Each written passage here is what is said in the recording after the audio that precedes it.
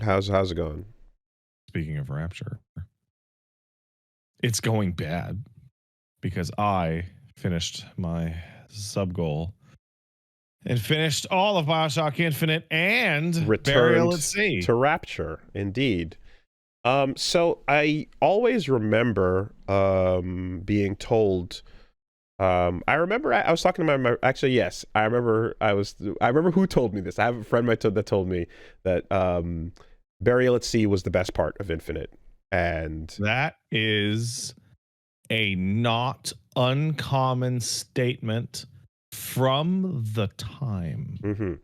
and that it was you know, it was a cool return to the original series, and was handled much better than the base game was.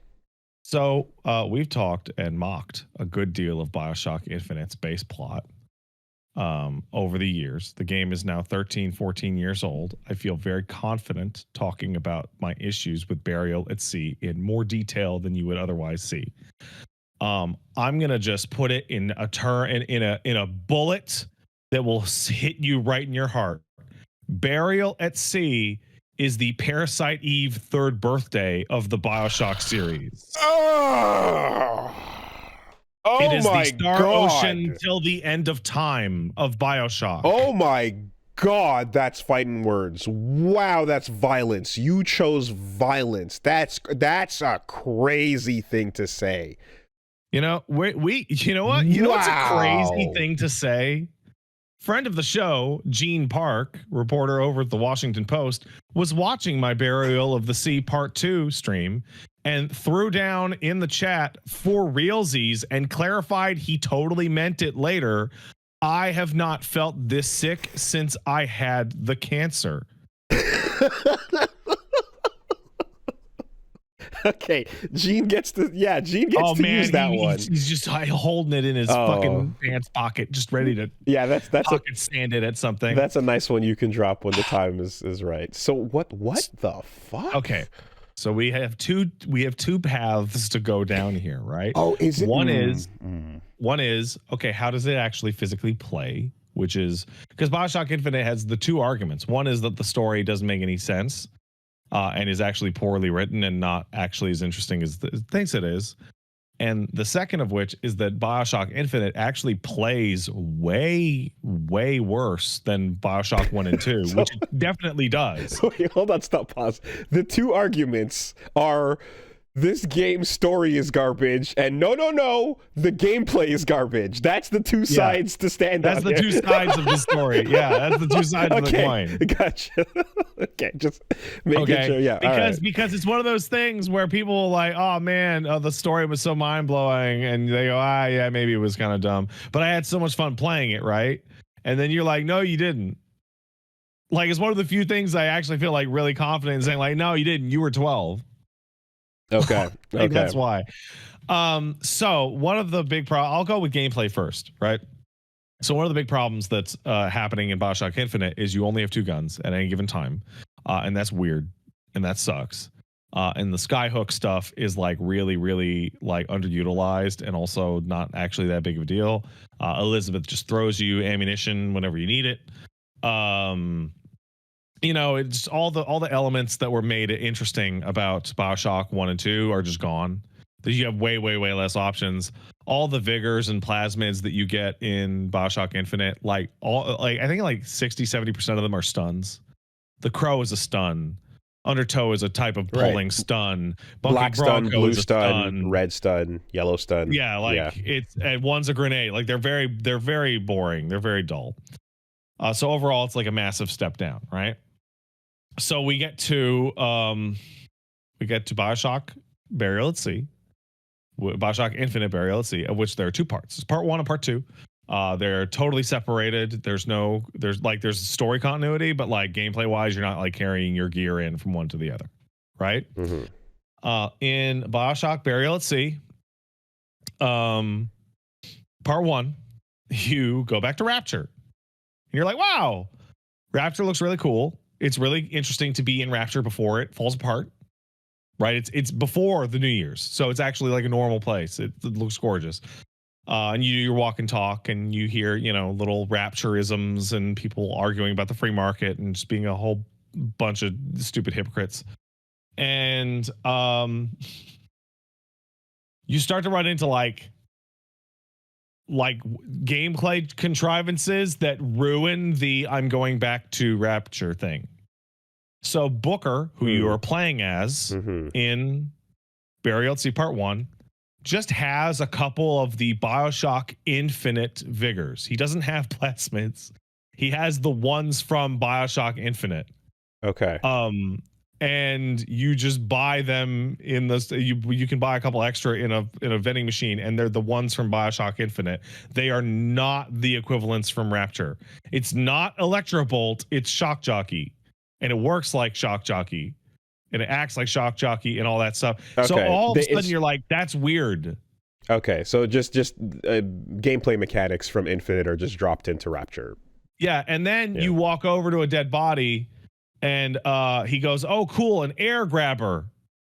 And Elizabeth goes, "You mean a skyhook?" He goes, "Nah, air grabber. The kids down to the docks use them to ride the rails." And so I guess Rapture just had sky rails under the sea the whole time. Okay. And they just transplant the sky rail thing directly into the levels. So lazy fitting into the engine, into the system. Yeah, sure. Yeah. And they give you your weapon wheel back. And in order to incentivize you using your weapon wheel, you get like no ammunition at any point. So you have to constantly change guns because you are literally carrying around like 5 handgun bullets at maximum. The whole DLC. Oh, but it lets you switch between all the weapons. But you let you switch between different guns. Okay. They do weird stuff. Like every gun you get is the gun from Infinite and not the gun from BioShock 1 or 2. Because that's what they had ready in the engine. And from an architectural standpoint, it looks like Rapture's gorgeous, right? Rapture's an incredible location. And one of the things that I said in one of the final parts of doing BioShock Infinite was that Rapture and Columbia are not equal in their art design, because Columbia is this beautiful, gorgeous city among the clouds, and Rapture is the city under the sea. But the difference is that in Columbia, you often go into the interiors of buildings, and it ceases to be a city in the sky. It's just the interior of a building. Yeah, true. There aren't actually very many windows that are blown open that let you really show it off, but even then you'd usually only just see the sky. Almost every single room in everything to do with BioShock 1 or 2 is like it's leaking. There's busted pipes. There's a wall caved in with water flowing in. Like it is overtly underneath the ocean, and you can't escape it in any place. Which is why it gets super weird when you start playing BioShock Infinite Burial at Sea, and they forgot some of the design ethic that went into BioShock 1 and 2, because it's actually Columbia spaces with a BioShock 1 coat of paint on top of them. It has huge open air atrium spaces everywhere. It's like lots of Columbian, like super wide, super broad, super tall architecture. Yeah. It just happens to be under the ocean. And it's like this feels inconsistent. This feels like really like, this doesn't fit. No, like there's most of the spaces you were in were submarine tunnels, and it was very claustrophobic. And every once in a while, it would open up into like a larger space, but that was holy shit. There's like a big the atrium Kashmir for a restaurant reason. in BioShock 1 that has like the big window in front of the rich people seats. Like that's like the largest window in like the fucking game. And it's because it's a high-end restaurant that spent lots of time getting that like bubble thing. I am remembering a lot of Infinite being like walking down the street outside, you know? And then like switching, and then going interior for some sections. Extended periods of time, You fight a big daddy. They don't do it to you like they did it in in Infinite. You do get to fight a big daddy. Cool. It's not really a big daddy. It looks like one, and it has some of its moves, but it's not. It's a handyman with a big daddy skin on top of it. And I know this. There's a clip out there. I could link it to you, but it's a minute long. When the big daddy showed up, I threw Bucking Bronco at it, and it lifted the Big Daddy off the ground and stunned it for 2-3 seconds. And then I unloaded a full, like literally all my handgun animation into it, and handgun ammunition into it. And then it fell down, and then I hit it with Bucking Bronco, and I switched to a different gun and emptied the whole clip into it. And then I hit the ground, and I Bucking Broncoed it again and again and again and again. And I stun locked it from 0 to death. Like I touch of deathed it with my Bioshock Infinite stun. And I got like 2 hits on, and it was exactly the same technique that I used fighting the handyman. And it's like Bioshock Infinite's biggest problem, like more than its story, is that tons of its moves are stuns, and enemies can't actually break out of stuns for long enough to not get re-stunned. Like there's no stun decay on anything, and you can stun people while they are inside stuns. Yeah, okay. And you can stun people when they hit the floor after being stunned. So you can just stun lock them. When I finished Infinite, I had the crow power up where you throw crows at people and birds attack them and they get locked in place. They get locked in place for like 45, 50 seconds. And if they died while being attacked by birds, their corpse became a crow trap that if any enemy came within 5 feet, they would also get attacked by birds. And I discovered, and people who watched it live got to see this, or the YouTube archive, the Murder of Crows power is so wide, it's actually wider than your view. So it is like a 15-foot wide rectangle that advances from your character and just stun locks like literally every single person that could be in front of you in an area. Okay. So basically, like, the return to Rapture is not so much a return to Rapture as it is, again, just like shoving the skin on top of everything, but the gameplay it's like, still hey, do you want some there. more Bioshock Infinite levels that happen to look like Rapture? Wearing the skin, kind of like, well, it's kind of like Lisa the Painful characters that just rip the flesh ripped over it. Yeah. Okay. So that it's really disappointing on like a mechanical standpoint. And that's the first DLC. The second DLC plays way worse. Like the big finale of Bioshock Infinite's story is by far the worst playing part of the game. You lose you're playing as a new character. You lose your regenerating Halo shield. So you're down to just health. You're given almost no arms and ammunition. And to deal with that, you're going to be doing stealth sequences. And they're shit. Fun. They're shit. Amazing. So you're playing a much weaker, less durable version of the character that also has to do stealth sequences that are terrible. Sick. It like from a gameplay perspective, it's really frustrating. I did the thing that I very rarely do. I got to about 60-70% and I went, fuck this, and turned the difficulty down to the easiest. Okay. And was like, no, I just want to see what happens because this plays like shit. Okay. So really genuinely not fun to play. Yeah. Like even compared to the base game.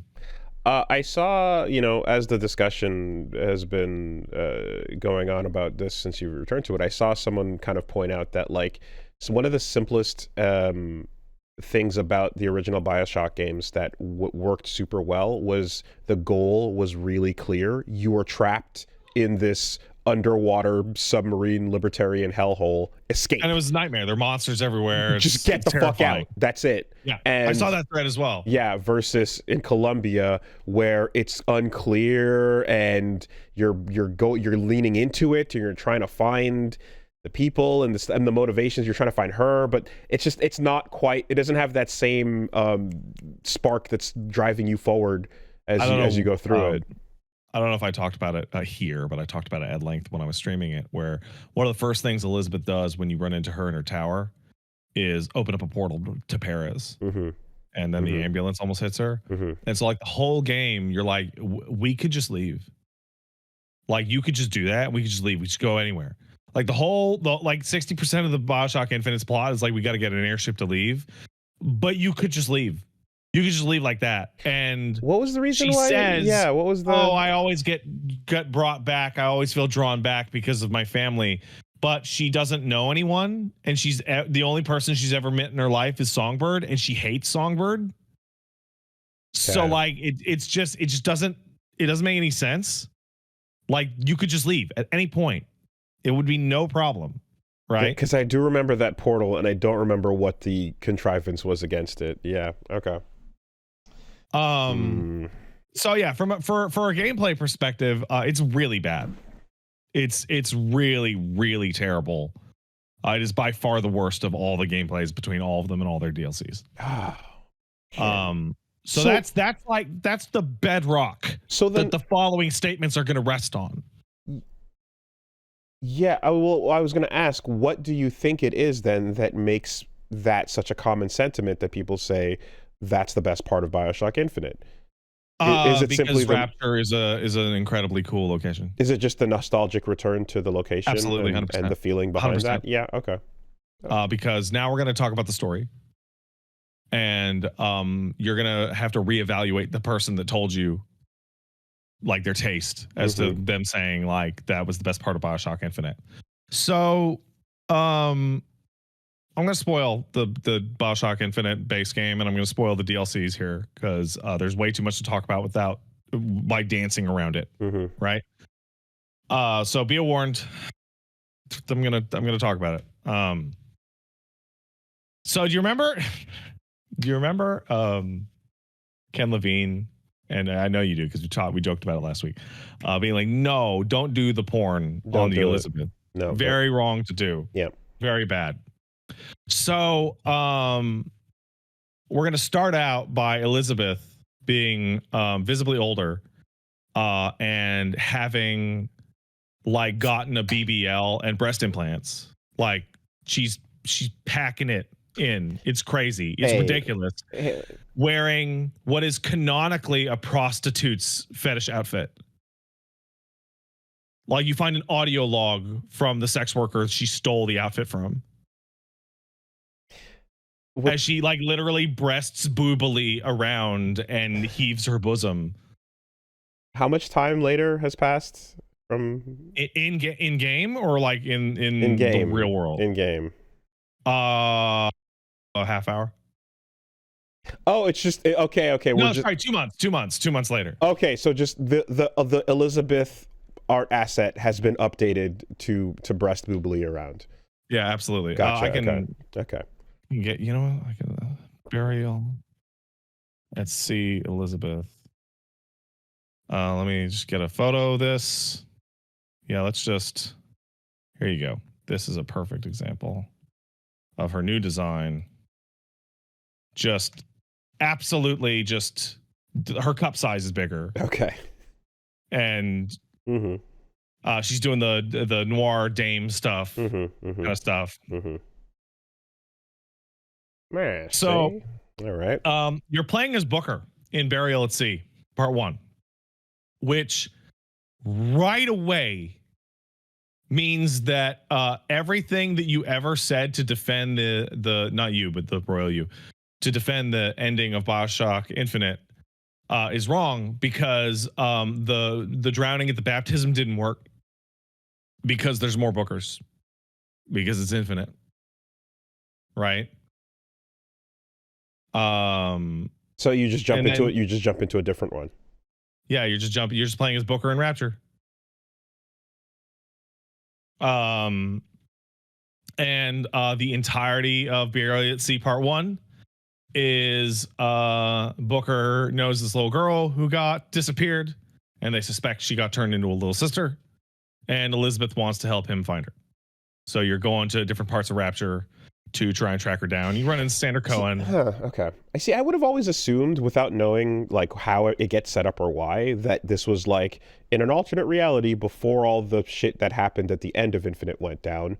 There was a Booker that was in Rapture, you know, and then the Elizabeth jumping portal shit could work into that in a particular moment of climax. That would be much more interesting than what I'm about to tell you. Well, shit. Fuck. That's what So this was a constant thing that happened. Is I would be like, I wonder if this, and then the thing that I would mention would be dashed against the rocks, and they would go, no, here's the dumbest shit you could imagine. So the long and short of it is that the reason why Elizabeth traveled to Rapture in 1958, this version of Rapture anyway, to track down Booker DeWitt, who is definitely Booker DeWitt, is because after the baptism drowning, he is the last one that got away. He was the last Comstock / Booker that got away. How'd he get away? How'd he get away? Shut up. Shut up. But the whole point of that moment is that every branch. No, this one got away. This one did. He was in Colombia, and then he left and he hid in Rapture. And the reason he hid in Rapture is because you reenact the scene where he's grabbing Elizabeth through the portal. But this time, instead of her pinky, he fucks up and her head gets chopped off. And we get to get an implied baby decapitation. Which sucks. And Elizabeth has traveled here to this Rapture so she can take her revenge on him, because he's the last and the worst of all the Comstocks. Just doesn't make any sense at all. And how does she take her revenge on him? Well, you go on this whole, instead of like walking into his office and just shooting him in the face with a gun, which would totally be viable and she could just do. They go on this long quest so they can track down the little sister that he failed to save, and she can like gloat about it, and then literally lock the little sister in like an oven and cook her so that he freaks out.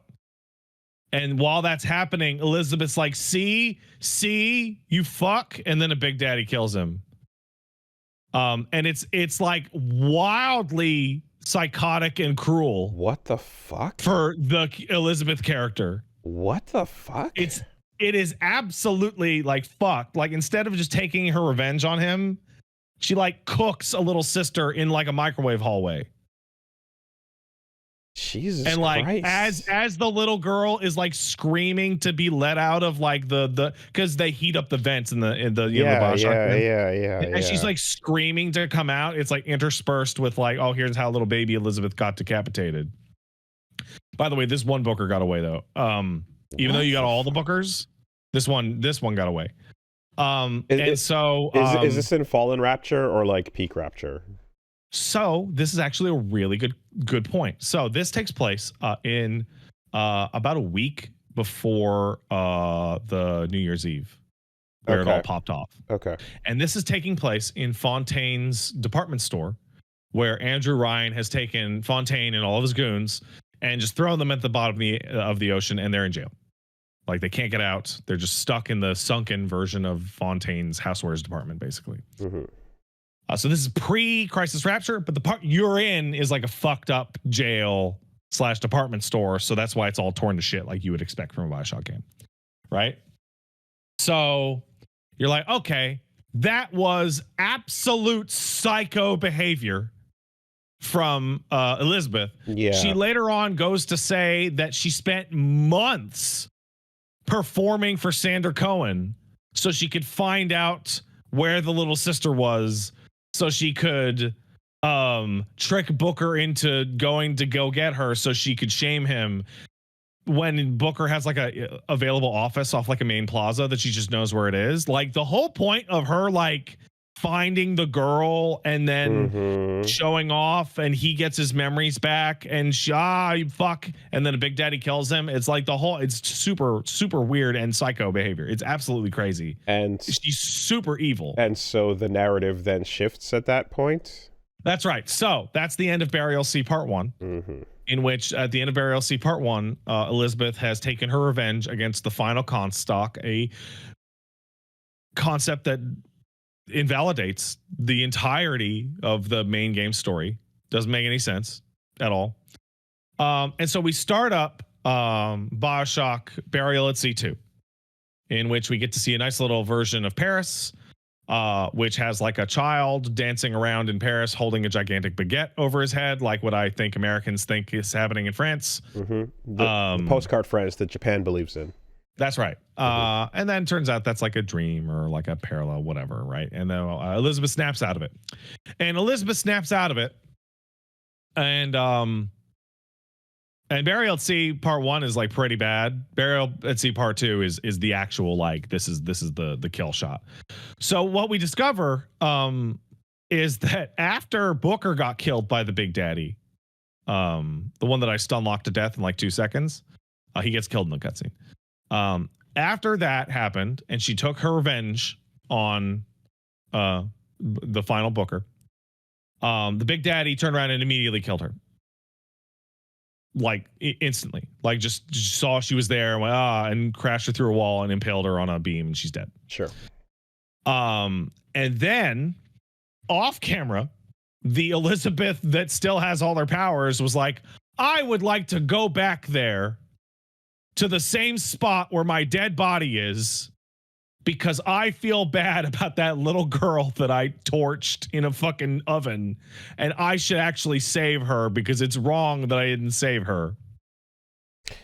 And in so doing, loses all of her powers and becomes a regular person. Okay, so she goes back to stop herself in that moment. Nope. She goes back afterwards. And she's like, I have to go on and walk past my own corpse and save that little girl from being a little sister because I harmed her in the oven thing. And I've lost all my powers now. And the Lutesses literally tell her, you'll lose all your powers to be a normal person. And she's like, I just have to do it because I'm involved now. Because I involved myself. I have to save the little girl. But this is Elizabeth Prime? They are all Elizabeth Prime simultaneously. Okay. They all are. Okay.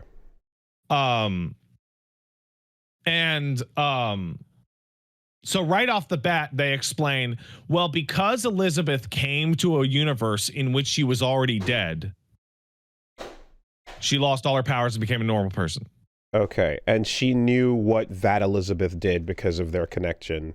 Yeah, because of the way that Bioshock sets up its infinite universes, every Elizabeth everywhere would get into a world where Elizabeth had died because she drowned Comstock and then evaporated herself across all timelines. And doesn't that also imply that every Elizabeth is that evil piece of shit because they all are that Elizabeth? They all have the capacity to go this far for revenge. It's not like that's the one that is particular branched out in here that is going through it. It's like, no, they're all that one.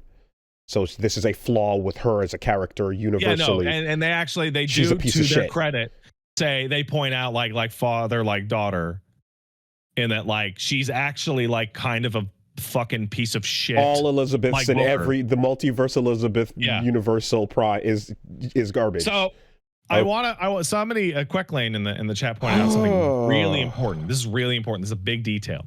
The Big Daddy goes nuts and attacks Elizabeth and Booker because they're messing with the little sister. Mm-hmm.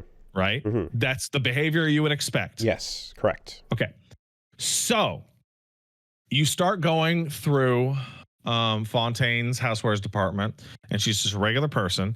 And we start to engage in the narrative of Burial at Sea Part 2, where you immediately run into Atlas, who is pretending to not be Fontaine.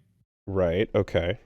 And Elizabeth gets roped into a deal where she is constantly back and forthing between Suchong, the evil doctor, and Atlas of the Anti-Ryan Rebellion, in a way to let Atlas out of his cage and get back to Rapture so that he can start the war that destroys Rapture.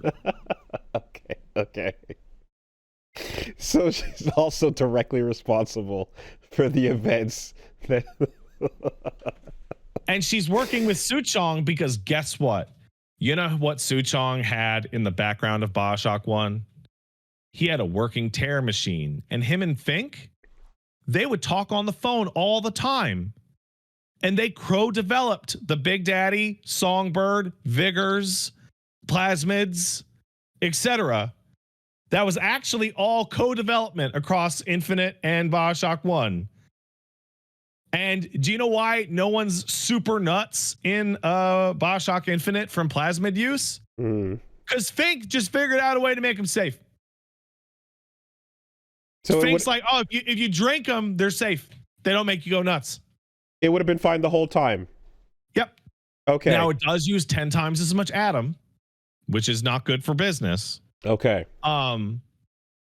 But like, there's a gigantic blackboard in Suchong's lab that's like the drinkable version is safe. Okay. So, but hold on though. Just so, like, is there also an implication here that like Rapture life would have totally been fine and everything would have been a-okay otherwise? If the events that Elizabeth takes a part of in Burial at Sea Part 2 did not occur, Rapture would have kept going. That's insane. That's insane because the whole thing is that the philosophy of the place is it crumbles under its philosophy, Pat. No, bro. The whole point of the story is that it crumbles under the ideals. The ideals lead to the outcomes. There was an article like a long time ago where Ken Levine mentioned that he just chose objectivism as a particular philosophy. He didn't actually feel all that strongly about it. You're like, that's absolutely insane. You actually wrote like this super intense game about the total eventual failure of the system. But now you get to this and you're like, no, an outside force destroyed Rapture. It's like, okay, she secretly tied Anakin's shoelaces together so that when he would jump against Obi-Wan, he would trip up and fall. Wait. And the only reason why Obi-Wan gotta cut him down. So Suchong, now let's think about this, okay? This is New Year's Eve, the day before the Rapture War, right? Okay. There's little sisters running around. There's big daddies running around. Yeah, I'm trying to remember the details. Into Suchong. Okay. So Atlas wants to leave his prison and go start the war. What does Suchong want from your character? Suchong can't get big daddies to imprint on little sisters and needs your help. Now let's ignore a couple of facts. One, a big daddy killed you because you fucked with a little sister. So the imprinting clearly exists, but no, it doesn't. He hasn't figured it out yet. Okay. Two, BioShock 2 is now evaporated from canon because Eleanor and Delta exist years prior to these events. So BioShock 2 gone. Okay. Gone. It didn't happen. Nothing in BioShock 2 happened. Evaporated. Because Suchong needs to figure out the imprinting. Yeah, okay. Because the details I'm not remembering. I'm not fresh on. Big daddies protect little sisters because they're imprinted on them. No, but the BioShock 2's impact on BioShock 2 is like you were a big daddy for years before the Rapture thing. Yes. So BioShock 2 gone. Okay. The best game gone. Evaporated. Didn't happen. Also, remember, this is the day before Rapture fell apart, and big daddies are not actually tethered to little sisters, which also like makes like zero sense at all. Okay. Okay. So how are we going to get the imprinting to work? So guess what? Suchong's like, well, Fink got Songbird to imprint on that girl.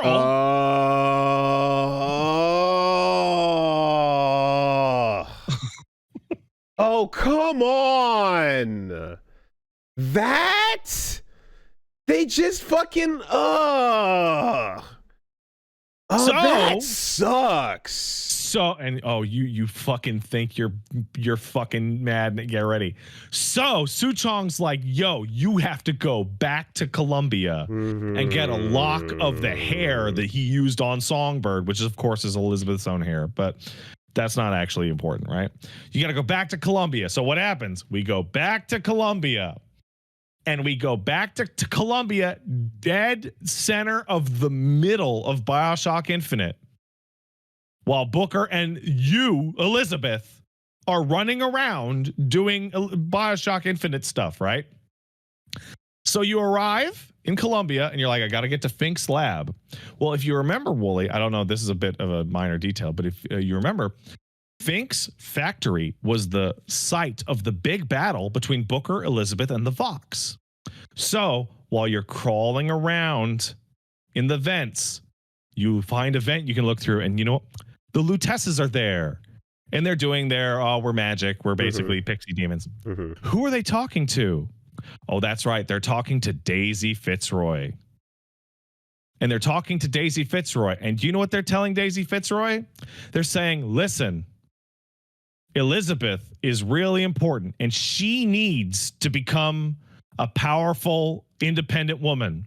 So you are going to have to fake getting ready to kill that child so that Elizabeth kills you and becomes white woman Jesus. And Daisy Fitzroy goes, I don't understand that at all, but okay. The whole thing with the civil rights murderer Vox Populi shit. Oh my god! Yeah, so Daisy went from being like this is the worst. Yeah, it's the worst, dude. She goes from being like insane, fanatical, murdering psycho for nothing to, well, actually, we need you to set that up. Yeah, they're like, well, you have to die so Elizabeth can become. Was this an attempt to launder that plot point? Fully. After the fact, after realizing how shittily it was received, it's because difficult everything for with Daisy was fucking horrible. It's difficult for me to get this across, but as I was going through it, the entire DLC reads like a the Reddit thread. Yeah, no, we fucked up with Daisy. No, you don't understand. Actually, hero. Yeah. She killed herself for reasons she didn't understand. Oh, because two magic white God. people told her to just kill herself. It wasn't Daisy's fault. She didn't do that. It was fine in the end. And like I think the retcon. Oh. I think it's super important, and it's like the most important part is that Daisy does not understand why she is even doing it. Gwen Stacy was having Gwen Stacy was beyond her. Gwen Stacy was having an affair with the goblins, so she deserved to get her neck broke. That cheating whore. So what the fuck, man? So you get into an elevator. And you go down the elevator, and as you go down the elevator, you just get to see Daisy and Booker and Elizabeth have the cutscene, and you're like a foot behind them. You're like breathing on the back of their and it's like, and I just yelled out, I'm like, shut up, you weren't there, that's so stupid. But anyway, she was. So Daisy Fitzroy dies so that Elizabeth can become white woman Jesus. White Jesus, yeah. Which is like, it's actually even worse. It's so stupid. Does she? But anyway, and do the not the Lutesses, but like, is that one of those things? Like, does Daisy get what they're saying? Like no, she doesn't understand. They just but she does it anyway. They're like, remember how we told you would do this? And like, they're like talking about how they know the future. It's like, well, Elizabeth needs to be a woman. And what's the difference between a girl and a woman? And Daisy goes, blood. And then they talk like 2 or 3 more lines. And she's like, I guess I have to, they basically tell her outright, you have to pretend to kill this baby so that Elizabeth kills you. And Daisy's like, I don't get it, but okay. Was that a period joke? Was that? Yes. Yeah, okay. Well, again, all right. Bizarre fascination with Elizabeth's period in this game, in both games actually. All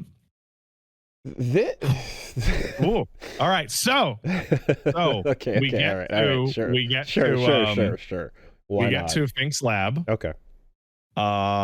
And we get to Fink's lab, and we start going through the Songbird imprinting lab process. And you get to go through all the failed attempts at imprinting Songbird on Elizabeth.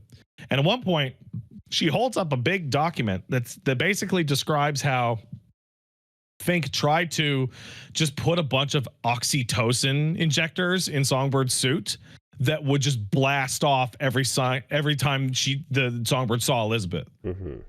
So like Songbird would see Elizabeth and they'd be like, love chemical. And I'm like, that would probably be a really good way to imprint something. And then she like holds it up a little higher and it's like unsuitable. Oh, I guess it didn't work. Oh, this one never worked. And I'm like, the one time in the whole DLC that I'm like, oh, that's actually that would have been a really good solution, actually. Yeah, no, it doesn't. So hey, how did you find the secret? How did Songbird originally imprint on Elizabeth? Elizabeth was chilling in her tower at like 10, and Songbird got beat up and crashed through the tower from, I'm shrugging here, something, and Elizabeth affixed its mask so it didn't die, and that caused Songbird to love her. So they use the analogy of like the lion and the thorn in its paw, right? And you're like, okay. Yeah, sure. I could have gone with the blast of fucking chemicals. Actually, that would have been sick. But yeah, that would have worked. Yeah. Okay. All right. So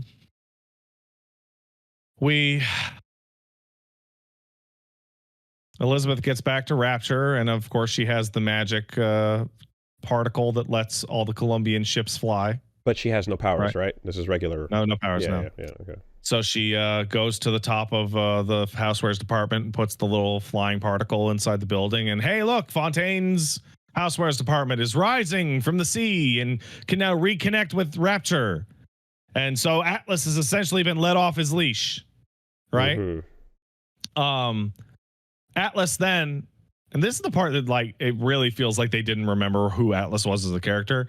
Atlas then, with a bunch of his like regular ass revolutionary goons, just start to beat the fuck out of and torture the shit out of Elizabeth because they're convinced that she knows what the ace in the hole is.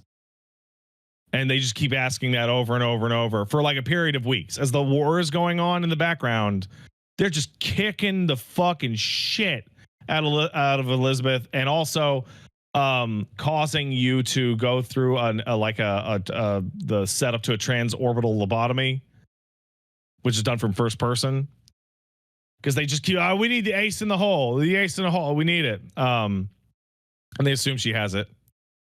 This is the part of the game that I forgot to tell you about. During Burial at Sea Part 2. Oh my God. The magic ghost of Booker DeWitt that never was is talking to you the whole time. Yeah, sure, man. Why not? Of course. And he's just like, I'm not even real. I don't know what you're talking about. Yeah, that's cool. Yeah, okay. Anyway, he says, hey, Elizabeth, when you knew where all the doors were, you saw where you would be. You're going to go to Su Chong's lab. And so she goes, okay, I'll get you the ace from Su Chong's lab. And they go, okay, fine. So you go to Su Chong's lab, and when you get to Su Chong's lab, what do you find? You find that you never actually told Su Chong how the imprinting worked. So weeks into the Civil War, Big Daddies are still not imprinted on little sisters. But which that doesn't make sense. It's like the singular core concept of the setting. The whole thing, and like that's happening right away, and they're walking around guiding them immediately. No, it's not. It didn't. So Elizabeth finds a damaged, hurt Big Daddy and two little sisters near him that are scared of him. And she does a bunch of magic nonsense and remembers how she helped Songbird. And she teaches the first little sister how to put Adam into a Big Daddy. And the Big Daddy is like, I love this little sister. And Elizabeth solves the imprinting process. Because it's the same as me fixing the beak. At which point you walk into a part of Su Chong's office and they reenact Su Chong's famous audio log where he slaps the little sister and the Big Daddy kills him. So Su Chong literally never figures it out. She doesn't. He doesn't even know. Which brings to mind, then how did the rest of them fucking imprint? Whatever, it doesn't matter. Oh, because it only applied to the one that was in the lab at Yeah, the time. Right. it's a Yes. one-to-one basis. Yes. Right. This was the part of the stream where we're going to move off to the side, where I started to talk to chat and to Gene in particular, where somebody mentioned that Dr. Suchong in BioShock is Korean, to which I said, that's fucking super weird. Why is he speaking in an incredibly heavily accented Chinese accent in English? To which everyone was like, I don't know. Are you sure that's a Chinese accent? To which Gene and a couple other Korean guys were like, yeah, no, that's a Chinese accent he's doing. But that's not the part that's actually really strange. The part that's strange is that you find he's got a bunch of hidden notes. He's encoded like what looks like the periodic table or chemical notes, but it's actually, like his secret notes. It just needs a cipher, right? And so Elizabeth, being the genius that she is, decodes it like that and discovers that his secret notes, the Dr. Suchong, the Korean guy who speaks English as a second language, has been writing all of his secret notes about Big Daddies and Adam in broken English, encoded for secrets, instead of, I don't know, just fucking Korean. In Korean, for example. Baffling. Absolutely nuts. Yes. It's fucking weird. Well, I've never seen anything like that. Yeah. The mysteries of the Orient, Pat, you see. It's all the same thing, and therefore we can just don't think about it. All right, so. Done and done. Yeah. So now Elizabeth has caused the Big Daddies to know how to protect little sisters. One of them. So multiple weeks into the Civil War, now little sisters are going to be protected.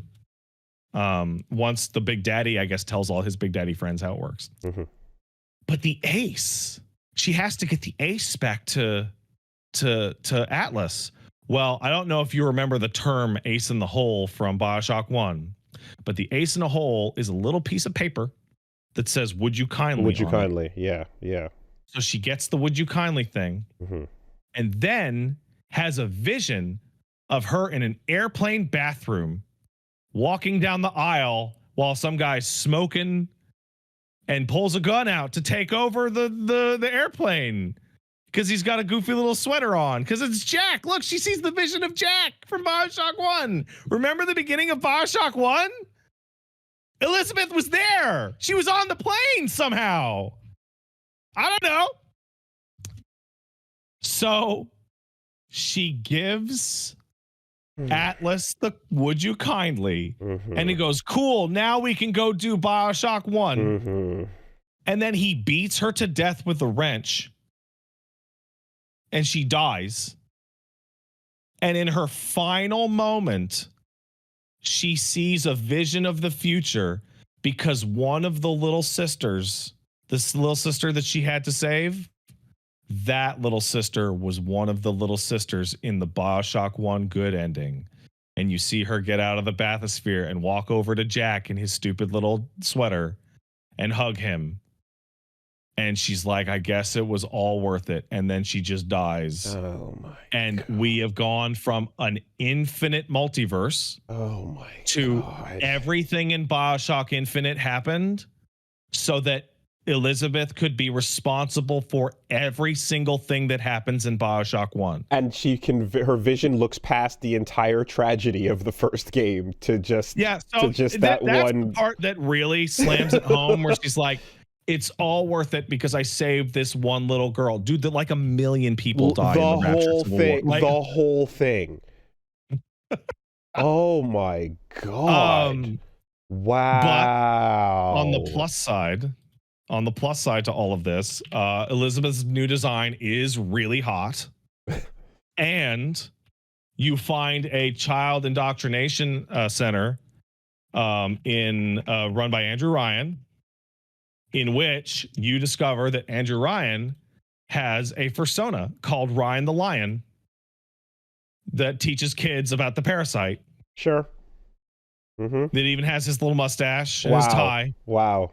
Yep. Straight up persona. 100%. Okay. Look at him go. He's got a little yogi collar. So like, not only does none of the events in BioShock Infinite matter, She causes all of the tragedy that happens in BioShock 1 and erases Yes. BioShock 2 from existence. And is also a horrible person, And is a horrible definitively. person. A horrible person. See, And yeah.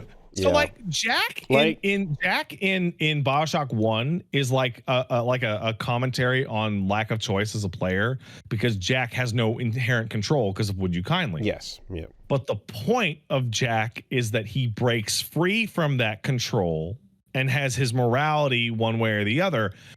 But no, because Elizabeth knew that was going to happen. Yeah. And she made sure it happened. The dominoes so fell Jack in place the whole actually has time. no agency at all in his Yeah. entire life. Oh no, you gotta love when a sequel or something else like re-establishes the cage and determinism on something about free will and choice, right? You gotta love when that comes into play afterwards, because the dominoes were placed behind the starting point. So now when you play BioShock 1, the following things are happening. Big Daddies only work because of Elizabeth. Su Chong is dead because of Elizabeth. Atlas is free because of Elizabeth. Atlas has controlled you, Jack, because of Elizabeth. Jack killed the people on the plane because of Elizabeth. The Ryan's on the back foot in the Civil War because of Elizabeth. And a couple hours after you get Electrobolt, the past Elizabeth kills Songbird in the Electrobolt room. Because that's how Songbird gets taken out. When they transport themselves to Rapture in the game's ending, Yeah. she just drowns Songbird in the water outside the Electrobolt room. Okay. And that's not the thing that causes the damage that she... No, because that's in the future. Okay, because grandfather paradox. Okay, so let's think about this for a second. And this is my favorite of all the plot holes. If Elizabeth this is when you come to multiverses, man, like this is what everyone is afraid of. This is the worst version. Okay, let's get this. If Elizabeth loses her powers, if she travels to a world where she's dead, in which she has died, yes, then when Elizabeth in BioShock Infinite's ending travels to Rapture in 1960, that is the Rapture that she has died in twice in 1958. So she should immediately lose her powers and be unable to drown Booker/Comstock, because she's dead there twice. Because there's the original one from the end of part 1, and then there's the one that kills Songbird. And then the same original one from further on in the end of part 1. Oh my God. Yeah, okay. Okay, so folks, listen, whenever people are like, wouldn't it be cool if like Bloodborne and Dark Souls and Demon Souls were connected? No. And maybe not. This type of shit is why, right? This is the worst possible outcome for, hey, if Rapture and Columbia were kind of, if there was a link somehow or a way to visit to homage that or something, you know, like I thought it was the lightest little like, oh yeah, check it out, isn't that a cool sort of thing? The absolute intertwining and heavy dependency on its existence, that's batshit. So in BioShock Infinite, you get a tiny, tiny little piece of Fink being able to like, oh, I can look through tears sometimes because Elizabeth, and I saw like an aquatic guy, and I helped build like Songbird based off of that. And you basically had this idea of like, Fink was like copyright infringing on stuff he saw in other universes, and that's where all the Colombian technology came from, right? He just like saw the idea, I was like, oh, I could steal that. And then Infinite is like, no, dude, fucking Fink and Su Chong were on like interdimensional Zoom call for a fucking year, co-developing everything in both games. Oh, man. Including a way to make plasmids in BioShock 1 safe. Yeah, so just everything you like about the past is also now ruined and shitty. Everything about what was good, about what you liked in BioShock 1 and 2. Fuck. Elizabeth did it. It was because of That's Elizabeth. crazy. That's so wild to do. Man, way to misread the room. Yeah. Okay. Um, though the irony here is that because Infinite's DLC retcons BioShock 2 out of canon, you get to sit there and decide which one you actually want to count. Right. Do you Right. want the Sure. really good game to be the one that matters or the shitty DLC? And I'm going to go and play Minerva's Den in a couple of weeks Third birthday. because I never beat it. Third birthday is wild, but holy fuck, dude. Holy fuck. Okay. Oh, man. And you see, the thing is like, no. Like, because I'm thinking of the aggressive retcon, just like, nah, it was all because of this, though. And I think we all agreed that, like, you know what? Fuck it. I kind of love the fact that Akuma was standing right there in Tekken's story. Oh, totally. And made that whole thing happen, right? Absolutely. And then fucked off back to Street Fighter World. You know, it's funny because there's a big anime story that happened in the last couple of years that included the plot point of I was actually totally there the whole time whispering into people's ears. Like I was actually a major plot of the whole thing. And that was cool. This is like I was there for everything ever. So even though it doesn't make it any better or more interesting. See, the thing is that Tekken's story was already dog shit before Akuma walked in to do all that, so it doesn't matter. Like, absolutely. Versus the fear I felt when it was like, after Snake Eater, please do not fuck with the boss. Please, please, please don't fuck with that, right? And I guess that's the kind of idea here is essentially, BioShock was fine, right? I mean, like, okay, again, we talk about the problems with the last boss fight, etc. But yeah, no, BioShock 1 and 2's like plots are excellent. As part of as far as the story goes, that's fine. You don't need to fuck with that. You don't need to change motivations. The things that we don't know are implied enough off screen to still make the whole thing work.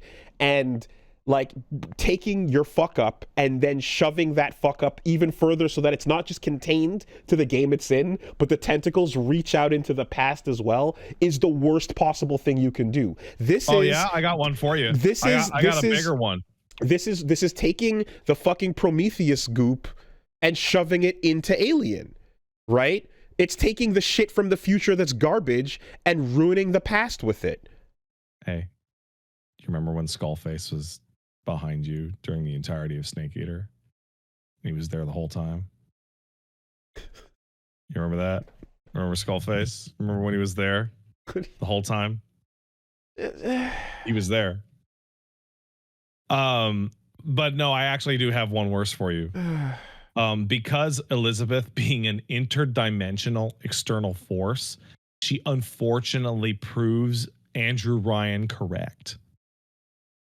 He was right. Society would have been fine had it not been externally destroyed. A man is entitled to the sweat of his brow. It's crazy. It's crazy, dude. A man is actually entitled to the sweat of his brow. It took a magic wizard from a different dimension to destroy Andrew Ryan's rapture. Ayn Rand! Like Jeb, it's undefeated. Ayn Rand sweep! Wow, Ken, that's crazy, dog. That shit's Andrew Ryan nuts. Also, by the way, speaks to Elizabeth and knows she's from a different dimension. Oh. He knew the whole time. Oh, man. Incredible. That's what yeah. Yeah, you have to kind of realize when you made something good, and like this is after the fact too. So again, if you're gonna do the Daisy Fitzroy retcon, you know people are upset, so you already know how they feel about the current thing. And like you should take that and use that as a reason to put the things you made that were good in a glass box and never let them be touched. Mm-hmm. That is so nuts, man. Wow. It's highly crazy. It's super nuts. I also, and this is important, Burial at Sea Part 2, super long. Like really, really long. Okay. And as I described earlier, stealth sections and poor gameplay. So yeah, like it fucking it really was people going, wow, look, it's the Rapture textures. Absolutely. 100%. That's it. That's all. Okay. 100%. Okay. So if I remember correctly, I remember hearing that like Minerva's Den was cool, but had Minerva's Den is supposedly the best Bioshock thing to ever exist. okay. Okay. And for realsies, this is from people who liked Bioshock 2, which is a good game. Mm-hmm. Mm-hmm. Wow. Okay. Yeah, very and bad. it's also its existence is mutually exclusive with Burial at Sea. Oh yeah, absolutely. Burial at Sea and Bioshock 2 cannot coexist. They directly contradict each other in major ways. Well, Like Minerva's Den specifically. No, Minerva's Den is just right after. It's like a side story. It's not connected to anything. Okay. It's its own little narrative in Bioshock Land. On the plus side, Elizabeth's new outfit is really quite attractive. Mm-hmm. And so like I'll be really honest, this is kind of unlike me. Watching Elizabeth run around in that first part carried it a little bit. Like a little bit. Yeah, but then you play as her in the second one, and you never get to see her again. Horribly evil, but pretty hot, so morally gray. Okay. Interesting. Yeah, just ridiculous. Just absolute nonsense. I mean, you can't say that they never swung for the fences, right? Like, they really just fucking went for it, and then retroactively went back and, like, went for it on all their previous things as well. So Bioshock Infinite's development was a mess, and so was the development of these. And these are all Ken Levine going, no, actually, to like a Reddit post. Basically, that's what it feels like. And then as soon as Burial at Sea shipped, the entire studio disintegrated and Ken left the company. The way you the way you're describing those events unfolding, it does read like a Lost season finale trying to outpace everyone on Reddit, figuring out what the story is about. And just absolutely, and swerving, and then wouldn't it be crazy if? But then wouldn't it be crazy if? You know? Okay, all right, wow. I don't. That's what's up. Well, I was gonna say, like, what is this now? With that, I go, okay. Well, now I can see why the series was dead for so long. Oh yeah, he torched it on the way out the door. Like it's where's there to fucking go? Because you had an infinite multiversal god decide the single most important thing that could ever happen across all of time is making Bioshock 1 happen. So what could you do in the story so that would be as important as fucking that? So, also, people are saying to space. Of note is that Citadel Station from System Shock was supposed to be one of the lighthouses in the ending of Bioshock Infinite. But for whatever reason, they could not do that, which is great because it leaves System Shock fucking untouched. Free. The tentacle cannot reach. Yeah. So Bioshock 4 basically is facing the same thing that Mass Effect 4 is facing, right? Is like what the fuck do we fucking do? What do you even do? You've ruined everything. We went everywhere you could go geographically. We went everywhere you could go in dimension and time. I mean, we fucked it all up, all over the place. There always is the very bold, strong narrative. Yeah, fuck all that shit. Ignore that. Yeah, that's what they should do. There's always that. Every story has the opportunity to go, yeah, no, never mind, actually. Yep, that's exactly what they should do.